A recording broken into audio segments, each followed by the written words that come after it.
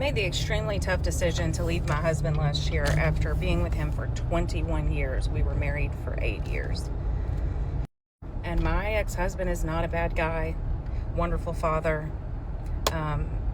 But there were some things that would send people into orbit when I would tell them things. Like, number one, and I'm not exaggerating, my ex-husband did not tell me that he loved me.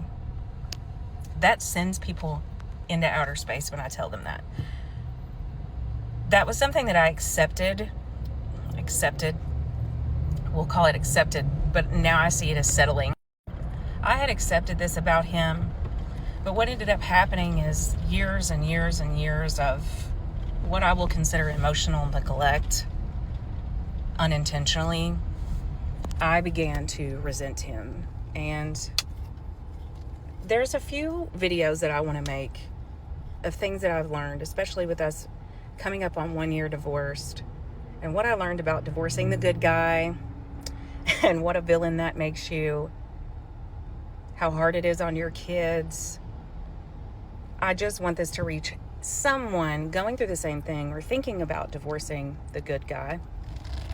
And if you have questions, if you have concerns that you have for yourself or your kids, drop it in the comments. 21 years with a decent man, a stable home, a father to her kids, and she still walked away because he didn't say "I love you" enough. Love is showed through actions, not words. The fact he treated her right showed her that he loved her. So the real question is, did she tell him that she loved him? Because her actions proved otherwise when she divorced him. She convinced herself she was settling, not because he was abusive, not because he failed her, but because the relationship stopped giving her the emotional fireworks her TikTok feed trained her to expect. Divorcing a good man doesn't just hurt him, it detonates the kid's stability, fractures the family, and forces her into a dating market where nobody is lining up to replace the life she walked away from. Septum ring, tattoos, and lip filler proved everything we already need to know. Nasty bitch. I want everybody to take a wild fucking guess how many drinks I paid for tonight. Zero drinks. Does anybody want to take a guess as to how many guys asked for my number? 3. The answer is 3. How many guys asked to come home with me? 2. The answer is 2. How many was I interested in talking to? Fucking 0. Why? Because I want to talk to the guy that left me on fucking red. I am uninterested. We literally just went through this situation, and I haven't learned my lesson. I want the ones that don't want me. This is definitely an attachment problem. I have an anxious attachment with the ones that don't want me, and an avoidant attachment with the ones that do. I want guys to want me, I just don't want them all the time. You know? I want obsession, but I need space. But not too much space. I'll take some breadcrumbs. Damn.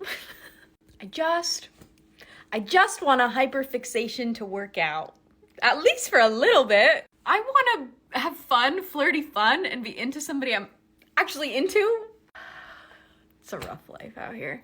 Anyways, this fucking one guy goes, "Where do you live again?" So I gave a general direction, and he goes, "Could you take me home?"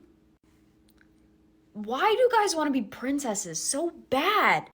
And I said it just like that. I said, "No," with this look on my face. And he goes, "Well, why not? I'm on the way." And I said, "Because you're a grown man and it's not my responsibility to get you home." And he goes, "Well, fine, just sit there and look like you hate everything then." Fuck you to the highest degree. I don't know. I need a new hyperfixation. I need somebody that's obsessed with me, that I can be obsessed with, that when I pull away and get avoidant, lets me do that. So yeah. And if I hear the opening line, "What are you doing in Vermont?" one more time this week, I'm gonna start racking up bodies. She gets 3 guys asking for her number, 2 trying to take her home, pays for 0 drinks, and somehow her brain is still locked on the one guy who left her on red. She's trained her nervous system to chase the man who doesn't want her and run from the ones who actually do. She wants obsession, then demands space, but not too much space. She'll take breadcrumbs as long as they come from the guy who treats her like she's invisible. This is why so many men check out. She isn't actually dating, she's feeding a psychological addiction. And until she fixes that, every good man she meets gets pushed away while she keeps chasing the one who couldn't care less. She's an idiot. I cancelled my date, and the guy thinks that my reason for cancelling the date is really unreasonable. He was actually really shocked that this is how things went down between us. I personally don't think I was unreasonable. I want to know what you all think. So basically met this guy on a dating site. We matched, we chatted, and we've been talking on the phone for a while. Now, he lives about an hour and a half's drive away from me, which I couldn't see a big deal in at the time, so we carried on chatting, getting on really well. He's a lecturer. We seemed to have this intellectual connection. The banter was really good. And you know what? I relaxed my pre-date rules and agreed to a proper date because, you know, I knew the conversation would be good, and because he was travelling that extra bit to come over. So I thought, you know, okay, fine, let's do a proper date so that it's better for him. Now, as we got close to the date, he was like, so where are we meeting? I suggested some places. And he said, but they're all in Derbyshire. And I was like, well, yeah, because that's where I am. And then he said, but I thought we were meeting halfway because that's a bit of a trek for me.